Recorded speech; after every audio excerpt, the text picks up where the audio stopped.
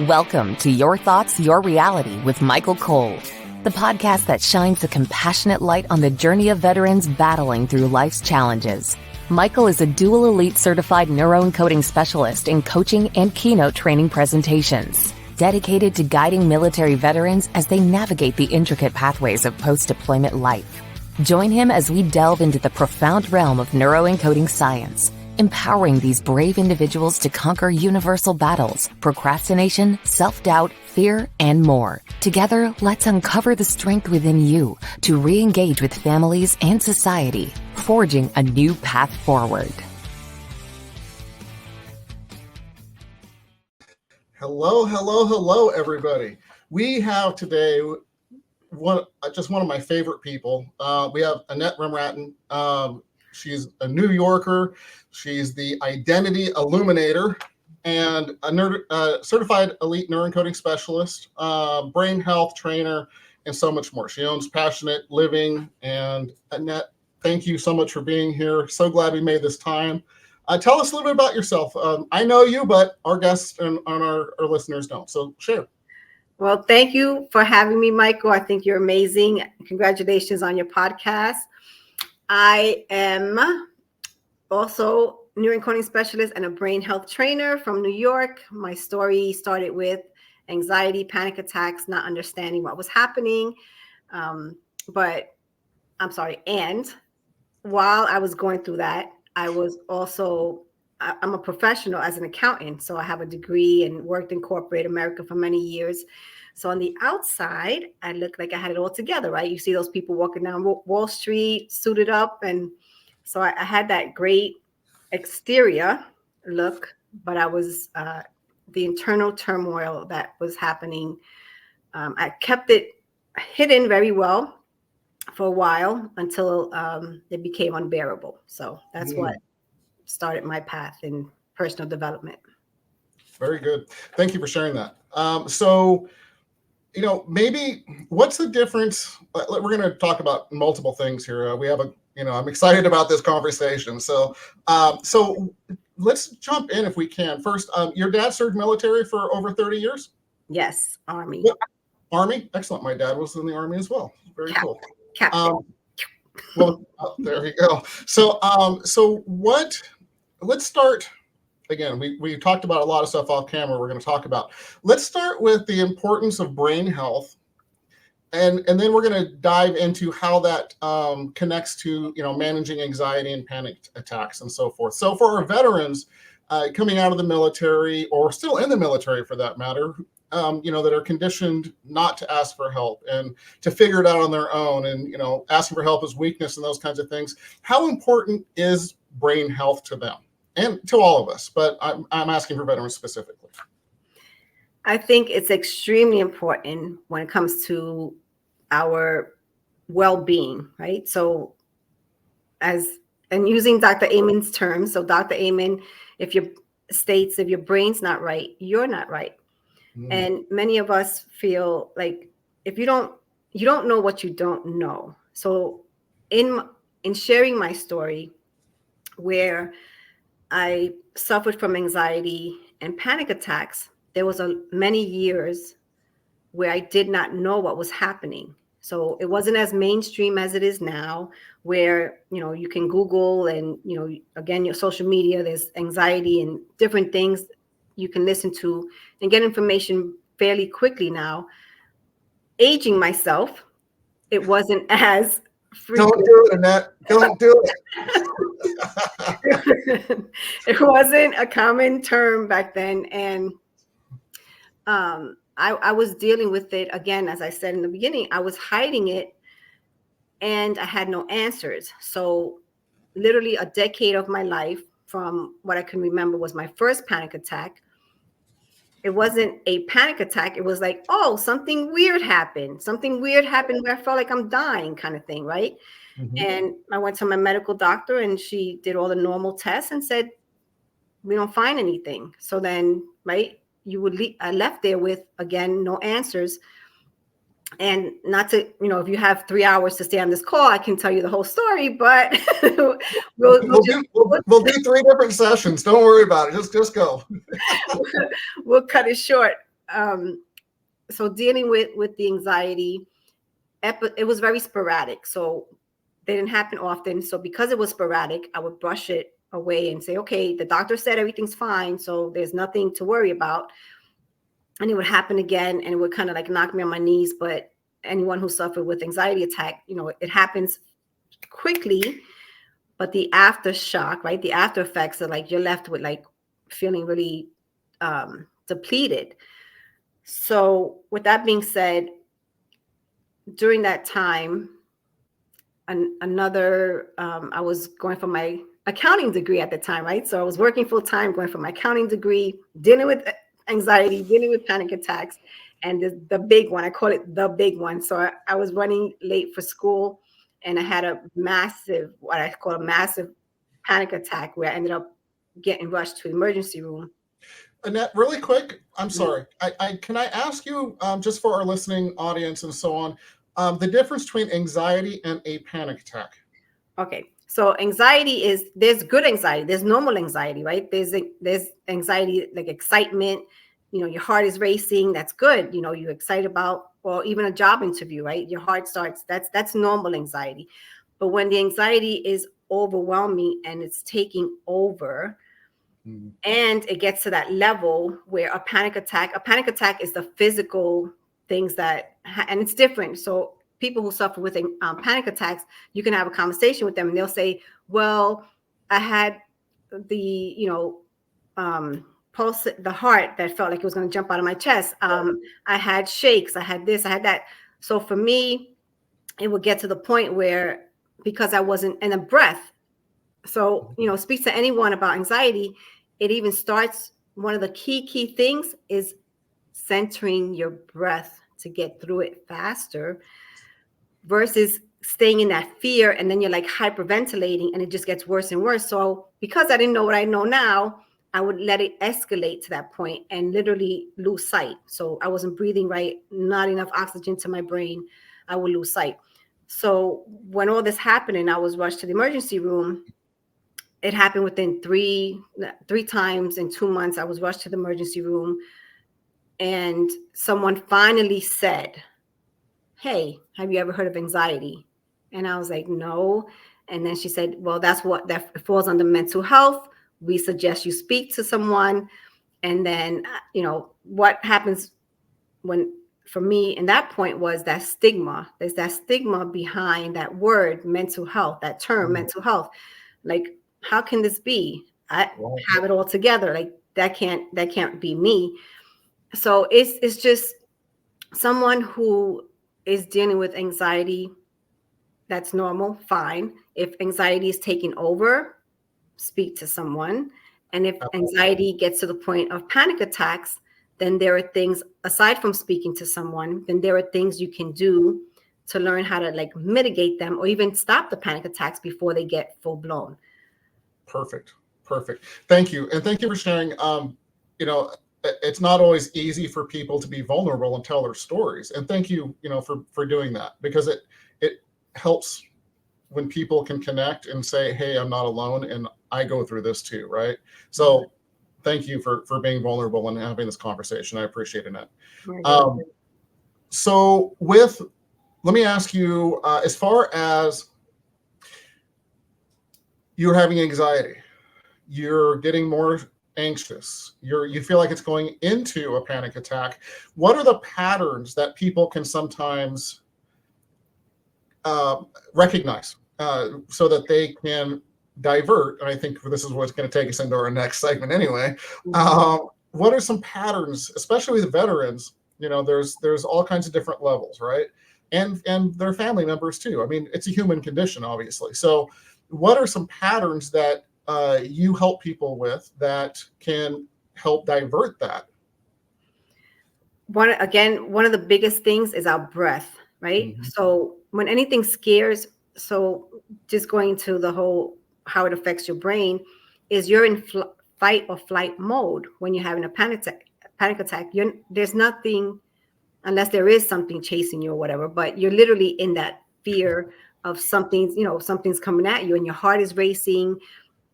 That breathing, so if you can, first What are you thinking? What are you thinking in that moment? Then tap into your breath. There is a way of breathing. You can't see my diaphragm, but many of us breathe here from our chest. Yes. And learning how to control our breath from our diaphragm and taking those proper breaths. So there's a way you can inhale for a count of 3. You hold it and you release for the count of 6. You can do that for 10 times and you will naturally calm yourself, feel that calm center. Yes. Then you can do it for 4 and the count of 8 out. So catching yourself and learning how to control your breath is huge when it comes to panic attacks. Right. Again, your thoughts, what are you thinking? Are you really in danger? What's stressing you? What are those triggers? Because most of the time, Annette, it's, the mountain lion's not chasing you. It's your own thoughts that generally are causing these things, right? Yes. Your thoughts, your reality. Mm-hmm. So, I mean, if you can catch yourself before you go down the rabbit hole and do this simple breathing exercise, and I've done this as well. It's fantastic exercise, everybody. And I'll tell you now, I guarantee Annette, because we don't teach theory, we teach things that we do ourselves, has done it, and that's why she teaches it, because she knows it works. Mm-hmm. So is there, when you see the pattern, you do the exercise, is there something else that you can shift your focus to, or what do you suggest from there? You can also, there are many things personally that get moving, like action, get your body moving. If you're sitting down, get your body, that movement, whether if you can get outside, connect with nature, take a gratitude walk, like literally instead of having earphones on, listen to nature, listen to the birds, listen to the sounds around you, look at the leaves, look at the beauty of nature around you. That's a natural soothing effect. Music is key. Like I love tapping into music. Someone here wrote vitamin D. Yes, there are definitely supplements that you can take that help with that. And then you can, sleeping is another way, right? Sometimes we're just stressed. There's many times stress is an underlying reason of why the anxiety is there, why the panic attacks are there.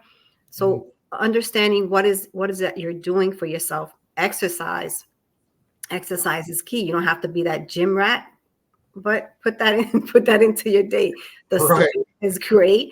There are many little things that you can do. They're little hacks. It's not like all day and I have to have everything perfect, but what are you doing? And understanding your triggers. So the other day, I've been able to avoid panic attacks for many years. Like I can stand here today and say, I no longer allow myself to have a panic attack.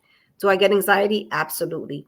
But understanding my triggers. So once I feel that and understanding my body and understanding what's happening, I'm able to, again, get that movement, play with a pet, right?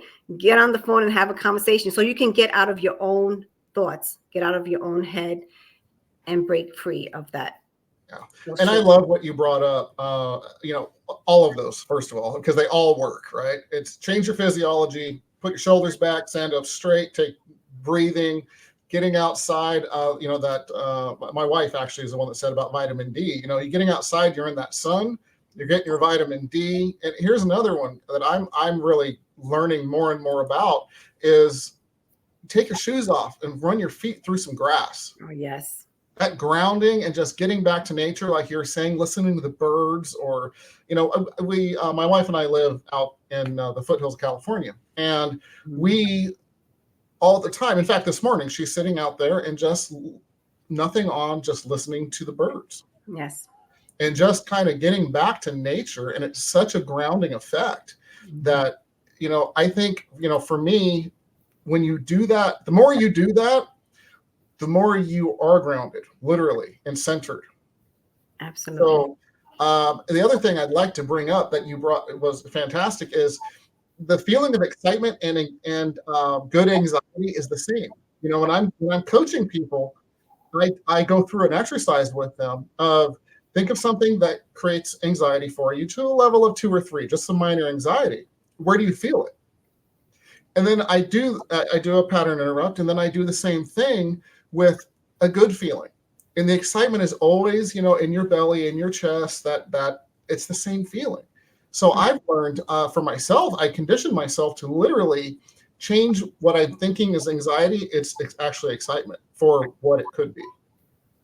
And I think it's a great tool myself, and I use it all the time. I love that. I love that. Yeah. And one of the other things I was going to mention is, again, like tapping into that understanding of what's happening with you. So the other day, again, I'm still doing the accounting work, right? So the other day, I'm timelines and things that are happening in that upcoming trip and everything, needing to be done now. I felt that palpitation start up, and I'm like, oh no, this is not happening. And I did exactly that. I got outside, tapped into nature, and I was able to break that pattern. And that pattern interrupt that we know, that stop technique, works wonders also. Yeah. So I love that. Absolutely. And you're in New Jersey, New York, and it's such a beautiful nature area. We were talking before we get on here, and people think of New York, unless you've been there, or Jersey, think of, it's this concrete city. But outside of New York City, it is nothing but trees and just beautiful. I remember the first time I drove there, and I, came through the trees, before you get into the city, and there's big cities there. And it's like, where did this even come from? I was just in woods and nature. So you have that, everywhere around you. So I'm happy for you, my friend. Thank you. And another thing, you mentioned taking your shoes off. So here in South Jersey, the beaches, all year long, I don't care how cold it is, I head to the beach, listen to the waves, put my feet in that cold sand, but I'm there, I'm connected. Yeah, that's fantastic. So let me ask you, so we talked about, anxiety and panic attacks, and when it comes to your brain with these kinds of things, I know you're, the brain health and so on. So what happens when you start feeling that anxiety and so on? So anxiety shows up in certain areas of the brain, mostly the basal ganglia, that anxiety center. So one of the things that's fascinating about also, again, Dr. Amen's work are the SPECT scans and how much blood flow or little lack of blood is getting to certain parts of the brain, and what that effect is. So when the basal ganglia is high activity, there's that anxiety. And one of my personal story is when I got my scan done, there's 2 sides of the basal ganglia, and one of them was elevated. The activity was high, but the other side was low, which is to me an indication of, okay, I have that balancing act going, right? Versus both of them being on high. Right. So there's different parts of the brain and how it affects us, and different elements and things that happen, and changing the conversation of mental health to brain health. Then you're curious. You learn about your brain. You learn about how certain things affect it. You learn about keeping it healthier. Dr. Amen's book, as you witnessed, every day we learn something new, and it's something where, and like you said, I'm actually going through it again for myself. I went through it, live on Facebook and stuff, but I'm actually going through it again, because sometimes you read something and something else sticks out to you. But there's endless information about brain health that people can tap into. So first of all, I miss you going live on those, just so you know.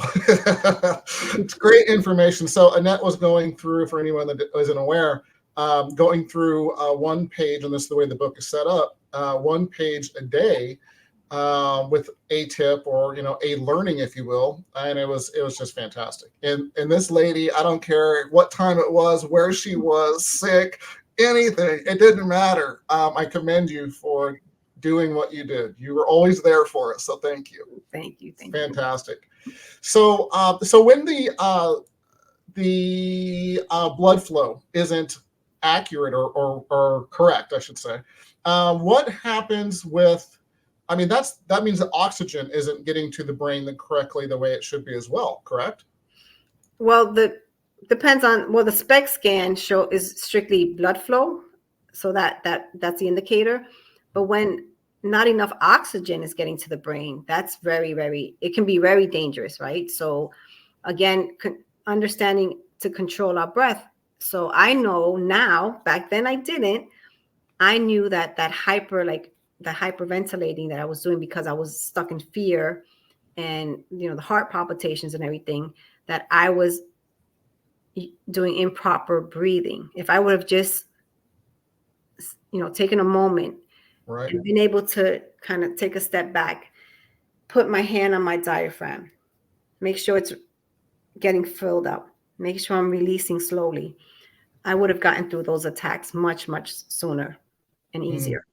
Yeah. Wow. Thank you for sharing and being vulnerable and this stuff. Anybody listening and now or in the future, this is so important. When another tip I'm going to add, use the breathing exercises all day long. I mean, they're great.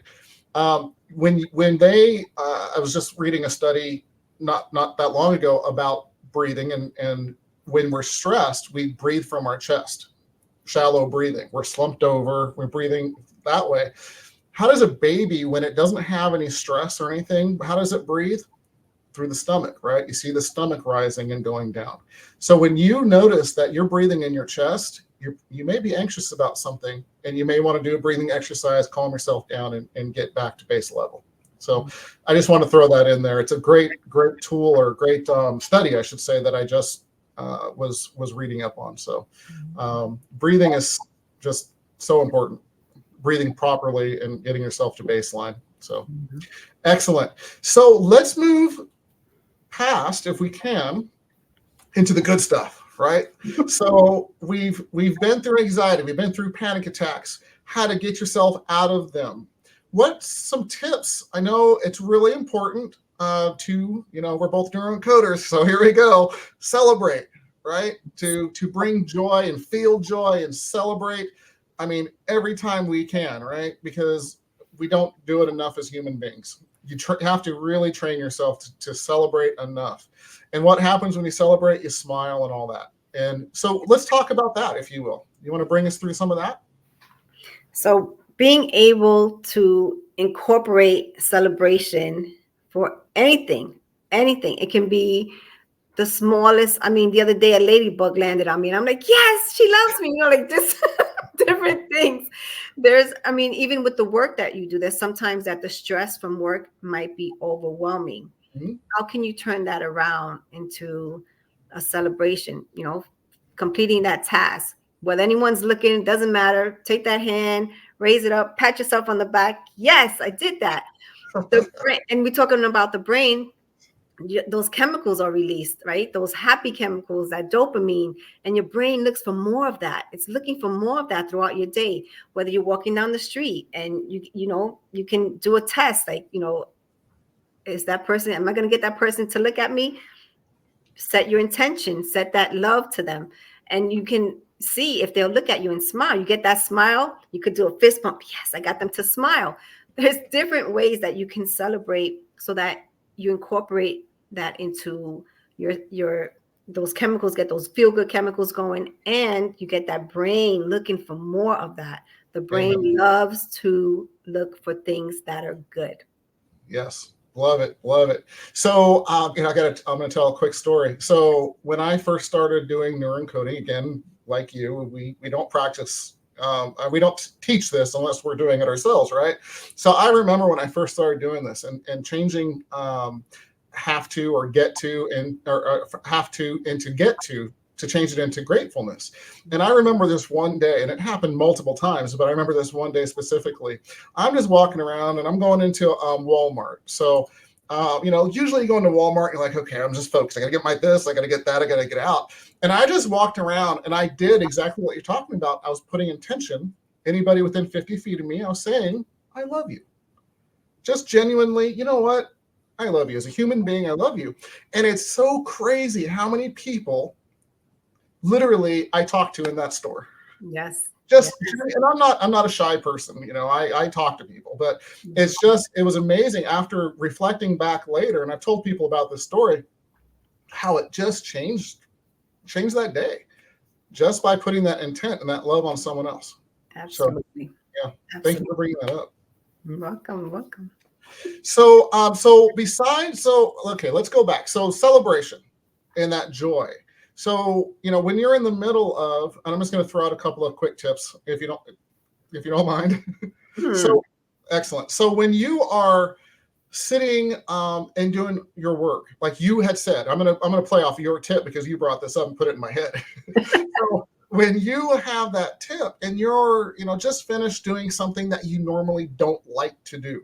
So you needed to call a client, or you finish an estimate, or whatever your work is for that day. As soon as you get done, or you just celebrate it. And like you said, the all the good chemicals happen, your brain looks for more of it. So the more you do it, so think about, if you're already thinking about celebrating before you make that call or you do that, how much more fun is that work going to be? Doesn't that change it from work to play? Of course. Yes. Yeah. So yes. Love that. I do that all the time. Do you do that? So things like that as well? Do you have anything similar? Yes. Again, the accounting work, anyone who's an accountant, you know, it's numbers. You got those tight deadlines, and it can be challenging. So same thing. I practice what I preach. I'll set the timer. I have a timer, and I'll set with strict focus for 50 minutes. Yeah. That timer goes off. I stop. I celebrate. I stand up, celebrate, and then I feel better in doing the next step versus sitting there for hours and just feeling drained and, you know, like, I don't want to do this. So it's something where we have to train ourselves. Are there times that it's not perfect? Yes. I have times that I might be working, something might be going on in my life, and I'm working through tears kind of thing. But being able to train yourself, train your brain so that you're not stuck in the negative for long. We're human. Things are going to happen. Life is going to come at us. So how can you train yourself and especially your brain to not stay stuck for long? Being able to break those patterns, being able to look for that celebration, being able to tap into that gratitude. So that. Love it. Absolutely love it. And you know, that's something that I don't do. I don't set a timer to celebrate. Thank you. See, this is why we do this show. I do not set a timer to celebrate. I do for water. I do for everything else in life, you know, but I don't do it to celebrate. Every 15 minutes, if I were to just get up and shake my ass, we call it Astitude for anybody in the Neurocoding Institute, or, you know, that we coach. I'm sure you say the same thing to people or teach the same thing. It is when you get up and change the physiology, because you're doing multiple things we've had in this conversation, right? You're changing your physiology. You're smiling because you can't get up and dance and shake your ass and not smile, people. It doesn't happen. Right. Look at me. I'm just thinking about it and I'm smiling. You know, it just changes everything. So I need to set a timer. Thank you, Annette. I appreciate that. And another thing, now that you're saying that, we have that posture, that power pose. You could do a power pose to break your pattern. Eyebrows up, smile, like look silly. All those things, they help so much. They're so small, but they're huge. The impact is huge. Love that. Thanks for bringing that up. So Annette, will you explain that power pose? We're getting close on time, but again, I'm in control, so let's play. So explain the power pose. So it's kind of like a superhero thing, if you will, please. Right. So let's just say you're feeling down, icky, you know, right? You take your body and you put those shoulders back, put your hands on your shoulder, look up, smile. The brain, try it. Tell me, you can't help but smile. You know, whether you feel silly, whether that posture, whether it's that movement, it just helps. It just breaks that pattern, and it just gets you going. And you know, whatever you're gonna do next, you have your you have that superhero stance, and you're like, okay, I can do this now. I can take this on. So. Yeah. Superman, Wonder Woman, whatever it is for you, right? Yeah, that's fantastic. Oh, that's funny. So someone just literally said that. Yes. So yeah, and literally, I found for me the goofier that I am about it, the more fun it is, and the more I laugh and giggle and smile, and it's just you don't come back from that in 10 seconds. You're sitting there smiling to yourself for 2 or 3 minutes at least. Yes. So great tips. So Annette, let's go ahead and wrap this up. Unfortunately, but I'm having too damn much fun. So Annette, how do people get a hold of you? The best way is social media. Send me a direct message and I will get back to you. My email is AnnetteRamrattan@gmail.com. I have a Facebook page on Passionately Living LLC. And send me an email. Send me a direct message here on social media. I will get back to you, I promise. Very good. Thank you. So I just wanted to put out there, Annette has what's called 24 facets of further, faster monthly calls. You want to talk about that just for a second? Yes. Oh, I don't have my prop. So I like to have props. I have my brain prop though. So the brain is, just so you guys know, the brain is this, but I don't have my diamond one either way, but 24 facets of further, faster. I worked in corporate for a very high-end jeweler, and I tried on some amazing pieces while I was there. And this shiny, the gems, the pieces, it came about one day where it's like, you know what? We're that gem. We are that gem. And we have those facets that make a diamond shine within us. So how can we tap into those beautiful facets and illuminate ourselves, illuminate our identity? I love that. I absolutely love that. Thank you for sharing that. So we need, please, 3 tips to get our veterans and their families further, faster. Okay. Smile. Not only is it an expression, but I also have a success formula that falls behind that. Smile. S is for share your thoughts. M, master your moments. I, change that internal dialogue. L, love yourself. E, energy. Energy and celebration is in there. Love it. Absolutely. Second one, again, the breath. Tap into your breathing. You're in control, not only of your breath, but you're also in control of your thoughts. What are you thinking? And there's a quick poem I'll share with you. As I think, so I feel. As I feel, so I do. As I do, so I have. Excellent. Very cool. Thank you. Thank you so much. So last thing is anybody, or everybody, I should say, top right-hand corner, there's a blue QR code up there. Please scan it. It's for free books.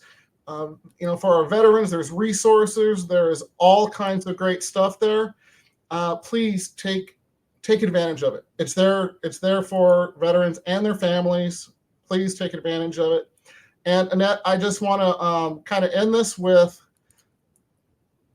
this has been awesome. First of all, really enjoyed you. And I say this at every show, and I'm going to say it here as well. I'm going to say it probably every day until the day I die on this show. The most important resource we have is time.